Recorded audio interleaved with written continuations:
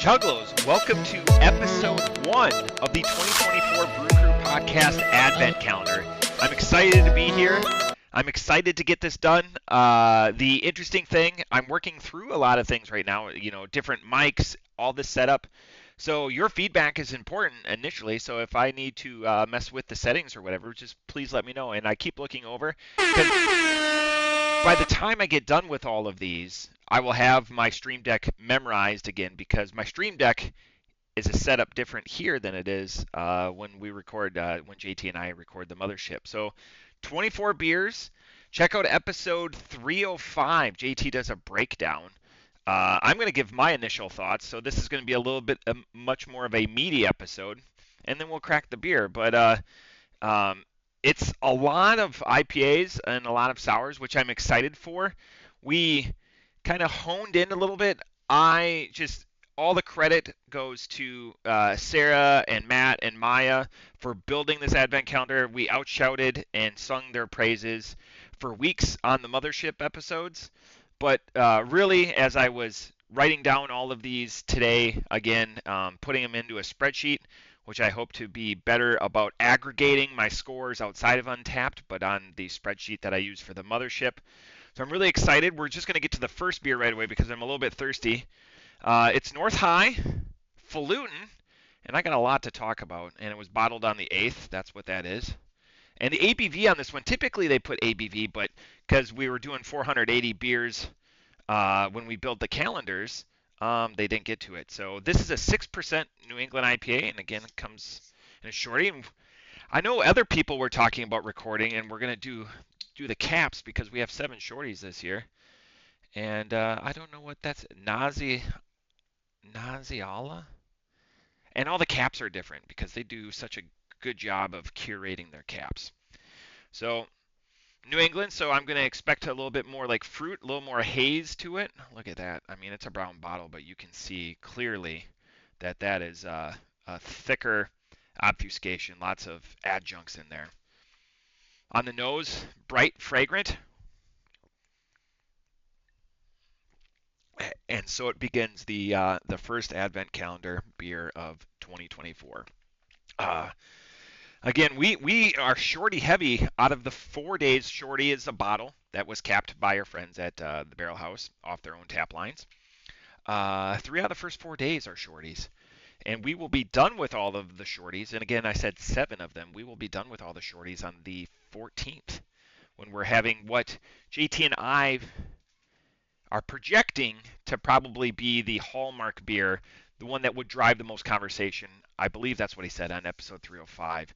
So that will be the annual Carriage House visit for the Christmas episode, and that will be December 14th, which is exactly 2 weeks from today because today is December 1st. So just gave my brother-in-law and sister-in-law their advent calendar. They had no clue. So all the advent calendars now have been accounted for. There's one more that has to be delivered tomorrow when my in-laws take that up to Team Smoke Show.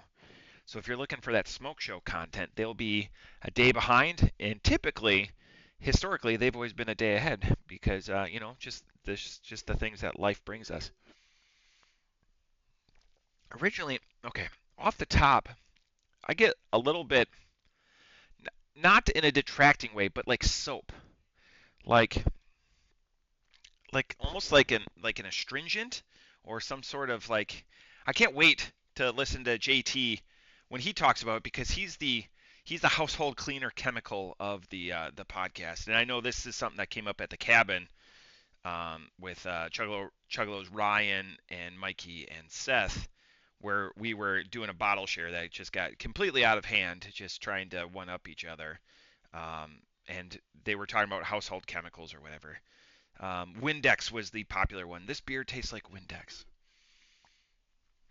But while we do that, one of my favorite things about recording by myself outside and that's the bottom line, having access to all of my tools and tricks is I like to do the website review. So we will get to the first website review here. So you can find out more at northhighbrewing.com, and this is their splash page. So a fun story that JT and I can tell you is we went to their North High location, which was on High Street in Columbus. They no longer have that, and I'll go into that a little bit here if you look at my tabs. Sorry, Stacy. So a couple of different locations, and then like a wholesale brewery, like you can buy straight from it. But like a much more modern look in Westerville, uptown, but like historic, almost like a house in Dublin and again wholesale. But let's check out the beers, year-round beers. So North High, known for their 12-ounce cans. So you're not going to get pint cans. And Falutin right there, this gorgeous. Hopefully JT can still look at this and do a canner boner segment, even though we're drinking it a shorty. Love that magenta e purple. And a description: a hazy IPA with enormous or huge, wow, I'm just putting in words, huge aromas of pineapple, ripe peaches. What's with peaches all the time now? Orange zest and restrained bitterness. Interesting. And lots of hops with Mosaic, Cashmere, Simcoe, and some malts. IBU relatively low at 32. And then they've got, their other specialty beers. And then, so anyways, what I wanted to talk about, and I just did a quick Google search because why is that location, their first location, no longer open? And I found it on Pat's Pints. Oh, shout out to Pat's Pints. So a couple of years ago, actually 2 years ago this month, they ended that 10-year relationship. And I might put this article in the posting today. But they just decided not to renew their lease, and it was a tight. And this is where JT, myself, and other people that were with us went for a bobo. And it's a longer story or whatever, but they just decided to not renew the lease and to get out of the gastropub feel and to get back to much more of a production if we went back to the couple of sites in production. So there's a little bit there. I know that for a while the restaurant and the beer, they were separated. There was some disagreements. I don't want to get too much into it because one, I don't know. So I don't want to speak ill of decisions that were made. But I know there was some strife or there was a chasm between two different parties, the brewer and the restaurant, on the forward progress of the next step for North High. I would say that they're especially in the Southwest Dayton or Southwest Ohio, arena, that they're one of the OGs. I've lived in Ohio for 13 years now. I remember them pretty much my entire time because my craft beer journey, for the most part, started when I lived here. Um,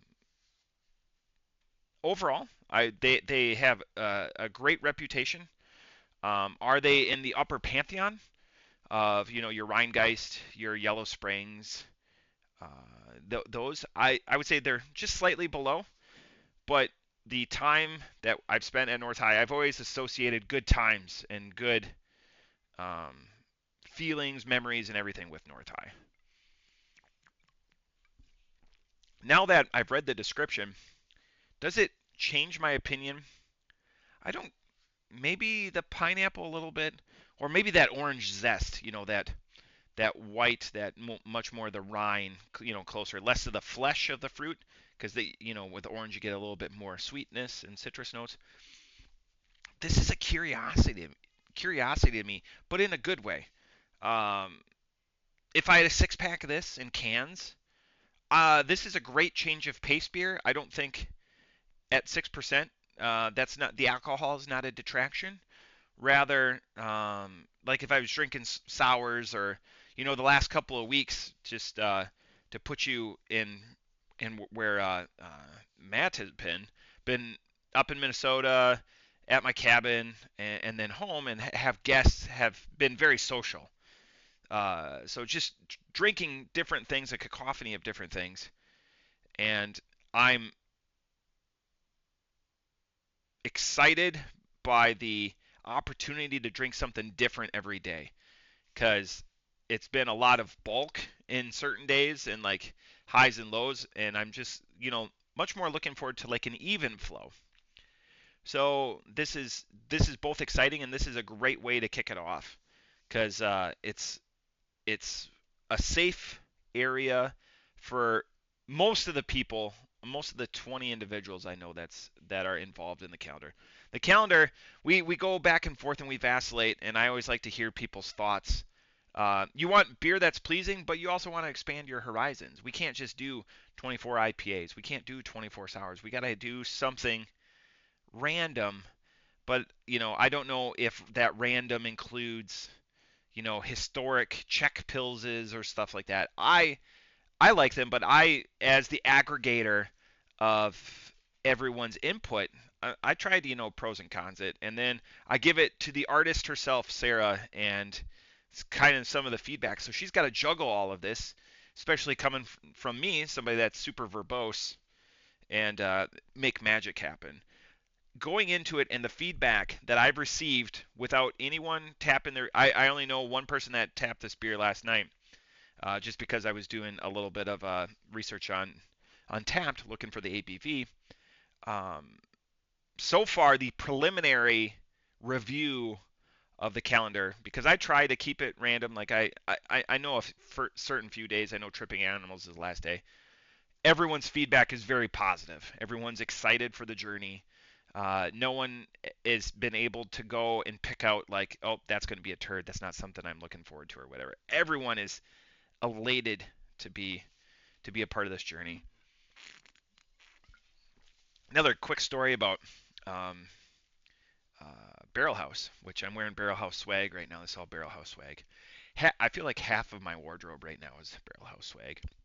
Is My wife was putting together a gift basket for work, and she goes, she's trying to think, and she was trying to stay in the confines of the price, and she goes, hey, do you think Sarah could throw together a 12-day advent calendar at a certain price point? And it never hurts to ask. Obviously we can't do the same one because their tap list changes so much down at the Barrel House.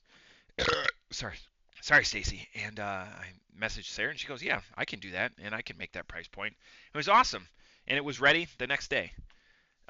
So again, if you're looking, it's December 1st. If you're looking for a clever gift idea, it doesn't have to be the 24. It doesn't have to be a full. It could be a 6 or a 12-day or a 10-day. Something that's kitschy and creative and helps support small business and local local people just doing great things by excellent and amazing people. Something to consider. Uh, I know my brother-in-law, sister-in-law, and wife and I, we just went down there 2 nights ago. We went down there on Black Friday, and we braved the weather and went to a couple of places, and it was nice to support um, Barrel House and see Matt and get his and of course it was BCBS's release day, so I had a couple of those variants from 2024. I don't want to say too much because we do have a BCBS in the calendar this year, 2 weeks from today. So, all right, off the top rope. It's growing on me as the temperature grows. New England IPA, meant to be chilled. I love this koozie that my daughter got me. It's a puffin pink polo. Off the top rope, I'm going to be at a solid 375. I like this as a change of pace beer. I like it if I'm just going to, be stepping up or I want to reset my palate. I drink a lot of sours and saisons. I had a couple of good saisons last night, wine barreled saisons. But this is good. Good for a change of pace beer. A strong start to the 2024 Advent calendar.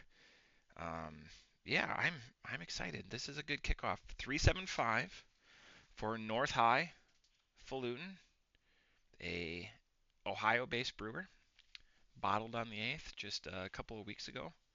As fresh can be. But that's it for day one of the 2024 Brew Crew Podcast Advent Calendar. I know JT's going to organize these all and make them much more concise so everyone can ingest them much more easily. But I hope wherever you and yours are, you had a great Thanksgiving. I know I did. So, but yeah, that's it for day one. Cheers.